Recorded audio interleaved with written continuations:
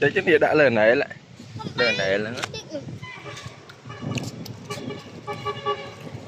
cũng bóc lăng bách bóc tràn bách à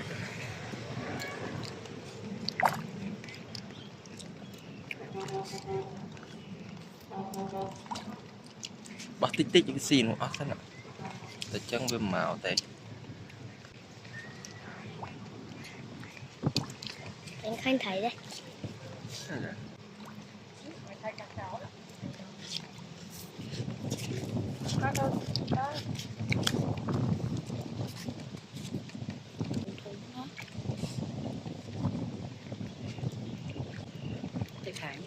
mày đấy thầy làm ra